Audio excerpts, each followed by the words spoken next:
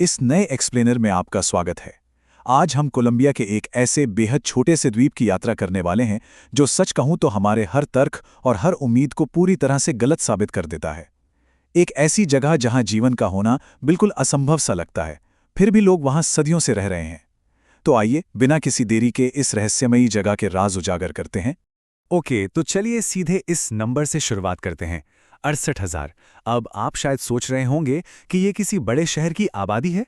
जी नहीं, ये Santa cruise del इस्लॉट द्वीप का प्रति वर्ग किलोमीटर जनसंख्या घनत्व है। जरा सोचिए, ये आंकड़ा इतनी घबराहट पैदा करने वाला है कि दिमाग चकरा जाए। इतने छोटे से क्षेत्र में इतने सारे इंसान कैसे समा सकते हैं? ये जगह हमें उस चरम सीमा तक ले जाती है जहां पर्सनल स्पेस जैसी चीज लगभग खत्म हो जाती है। इस भीड़ का असली पैमाना समझने के लिए हांगकांग की मिसाल लेते हैं।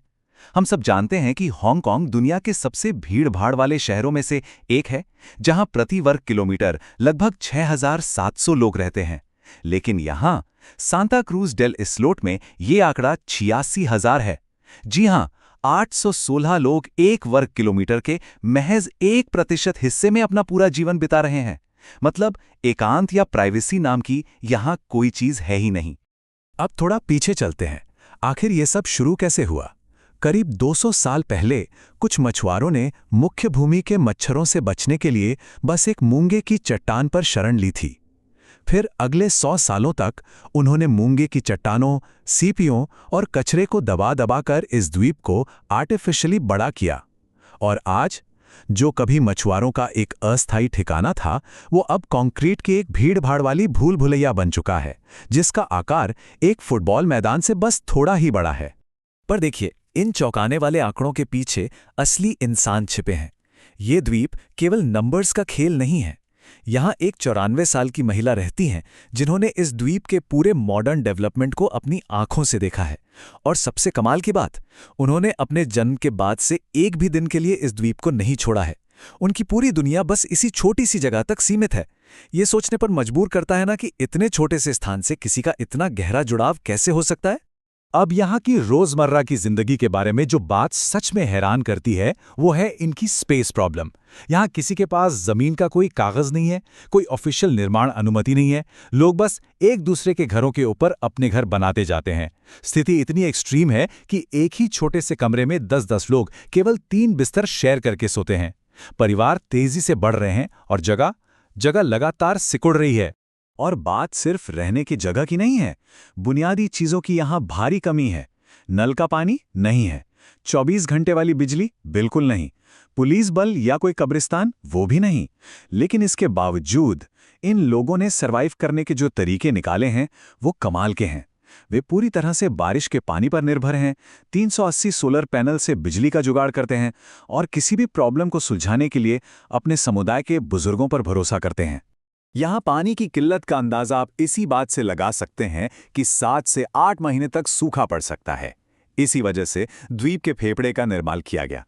ये एक विशाल कम्युनिटी टैंक है जहाँ बारिश की हर एक बूंद को जमा किया जाता है और फिर सभी परिवारों में बराबर बांटा जाता है।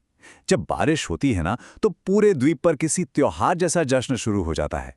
और जब पानी खत्म हो जाता है तो नेवी को जहाजों से पानी लाना पड़ता है ताकि ये लोग जिंदा रह सकें। यहाँ जगह की कमी सिर्फ जिंदगी तक ही सीमित नहीं है, ये मौत के बाद भी पीछा नहीं छोड़ती, क्योंकि इस द्वीप पर कब्र खोदने के लिए सचमुच 1 इंच भी जमीन नहीं है। इसलिए निवासियों को अपनी मृत्यु के बाद इस द्वीप को छोड़ना ही पड़ता है। एक छोटे से समारोह के बाद मृतकों को नावों में रखकर विशाल समुद्र के पार मेनलैंड तक ले जाया जाता है ताकि उन्हें अंतिम विदाई दी जा सके। तो फिर ये लोग अपना गुजारा कैसे करते हैं? इनकी अर्थव्यवस्था मुख्य रूप से टूरिज्म पर टिकी है। ये आने वाले पर्यटकों से एंट्री फीस लेते हैं और एक्वेरियम टूर करवाते हैं। लेकिन यहाँ एक बहुत बड़ी विडंबना है। जो कम्युनिटी समुद्र के एकदम बीचों बीच बसी है, उसे प्रदूषण और ओवरफिशिंग की वजह से अब अपने खाने के लिए मछलियां बाहर से मंगवानी पड़ती हैं। उनका अपना समुद्र अब उन्हें पर्याप्त भोजन नहीं दे पा रहा। और प्रदूषण की बात करें तो स्थिति सच में डराने वाली है। आसपास का समुद्र एक तरह से विशाल डस्टबिन या डंपिंग ग्राउंड बन चुका है। प्लास्टिक, कचरा, टूटे हुए पिंजरे और अजीब लग सकता है लेकिन टॉयलेट्स तक समुद्र के तल पर पड़े हुए हैं। और सबसे विचलित करने वाली बात, जिन केकड़ों को ये स्थानीय लोग खाते हैं वो इसी भयंकर प्रदूषित पानी में रहते हैं। ये एक बेहद खतरनाक और अस्वस्थ चक्र बन चुका है। अब तक की बातें सुनकर आपको लग रहा होगा कि ये जगह किसी डरावने सपने जैसी है ना? घोर गरीबी, प्रदूषण, पानी की कमी और असहनीय भीड़। लेकिन कहानी यहाँ एक जबरदस्त मोड़ लेती है। इन सब भयानक कमियों के बावजूद सांता क्रूज डेल स्लोट एक ऐसी जगह है जो एक बिल्कुल अप्रत्याशित और अटूट सद्भाव पर पनपती है। बाहरी दुनिया की नज़रों में जो अराजकता है वो अंदर से कुछ और ही है। और वो बात इस एक आंकड़े से पूरी तरह साबित हो जाती है। 0। जी हाँ, 0। एक ऐसी जगह जहां 800 से ज्यादा लोग अत्यधिक गरीबी और तंग हालतों में एक साथ रह रहे हैं, वहां ठीक 0 पुलिस अधिकारी हैं। और क्राइम रेट वो भी 0 है। किसी को अपनी सुरक्षा के लिए हथियार या दरवाजे पर तालों की जरूरत ही महसूस नहीं होती। किसी भी मॉडर्न सोसाइटी के लिए ये लगभग नामुमकिन सी बात है। और ये बड़ी ही खूबसूरती से दिखाता है कि इनका अपना न्याय तंत्र कितना अनोखा है। जब कभी कोई लड़ाई या बहस होती है तो पुलिस या कोर्ट कचहरी नहीं होती, बस समुदाय के सम्मानित बुजुर्ग आते हैं और मध्यस्थता करते हैं। दोनों पक्ष बैठते हैं, बात करते हैं और अंततः हाथ मिलाकर अपनी पुरानी दुश्मनी भुला देते हैं। ये एक ऐसा सिस्टम है जो सजा पर नहीं बल्कि भाईचारे और आपसी सम्मान पर टिका है। इस पूरी कहानी का सबसे बड़ा पैराडॉक्स या विरोधाभास यहीं सामने आता है। एक तरफ रोजाना की भयानक कठिनाइयां हैं, बाढ़ वाली सड़कें, उमस भरी गर्मी और खाने की कमी। लेकिन दूसरी तरफ उनकी अपनी वास्तविकता है, जहां अत्यधिक खुशी है, गहरे पारिवारिक रिश्ते हैं और एक ऐसी नाइट लाइफ है जो किसी भी बड़े शहर को टक्कर दे दे। भौतिक सुख सुविधाओं की कमी ने उनके मानसिक सुकून को बिल्कुल नहीं छीना है। और इस सुकून भरे माहौल का सीधा असर उनकी सेहत पर दिखता है। आपको जानकर हैरानी होगी कि यहाँ के लोगों की औसत जीवन प्रत्याशा 85 से 90 वर्ष के बीच है। स्ट्रेस का ना होना, कम्युनिटी का जबरदस्त सपोर्ट और शांतिपूर्ण माहौल उन्हें लंबी उम्र दे रहा है। एक निवासी ने तो यहाँ तक बताया कि उनकी बहन 103 साल तक जीवित रहीं। ये साबित करता है कि मॉडर्न दुनिया का तनाव यहाँ तक नहीं पहुँच पाया है। जैसे ही रात होती है और सोलर पावर खत्म हो जाती है, पूरा द्वीप घने अंधेरे में डूब जाता है। लेकिन यहीं पे ये जगह सबसे ज्यादा जीवंत हो उठती है। अपने गर्म और छोटे कमरों में रहने के बजाय हर कोई बाहर आ जाता है।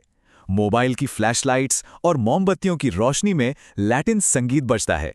लोग एक साथ डोमिनोज खेलते हैं, गाते हैं और नाचते हैं। अंधेरा उनके लिए कोई रुकावट नहीं, बल्कि एक साथ आने का बहाना बन जाता है। तो अंत में ये सब देखने के बाद एक बहुत ही गहरा सवाल हमारे दिमाग में आता है। क्या सच्ची खुशी पाने के लिए हमें वास्तव में बड़े बड़े घरों, अंतहीन संसाधनों और असीमित जगहों की जरूरत है, या फिर खुशी का असली रहस्य एक अटूट समुदाय और एक दूसरे के साथ खड़े रहने में छिपा है? इन लोगों के पास सुख सुविधा के नाम पर कुछ नहीं है, फिर भी उनके पास वो सब कुछ है जिसकी उन्हें जरूरत है। और शायद यही कारण है कि वे इस छोटे से द्वीप से छोड़कर कहीं और जाना ही नहीं चाहते। इस बारे में सोचिएगा जरूर।